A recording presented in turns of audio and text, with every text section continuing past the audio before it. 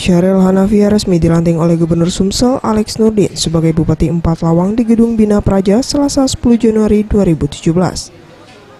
Syahril menggantikan Bupati 4 Lawang sebelumnya, Budi Antoni Al-Jufri, yang tersandung kasus suap yang melibatkan mantan Ketua Mahkamah Konstitusi Akil Mukhtar dalam kasus Pilkada 4 Lawang 2013 lalu.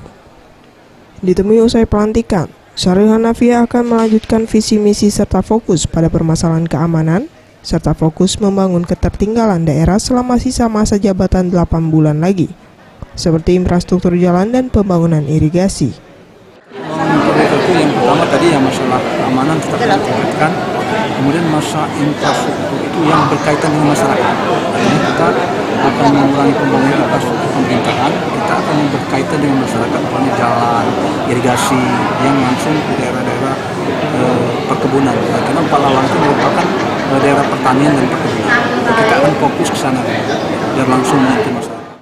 Terkait pemilu Kada 4 Lawang yang akan dilaksanakan pada tahun 2018 mendatang, Syahril mengaku hingga saat ini belum terfikir untuk mencalonkan diri.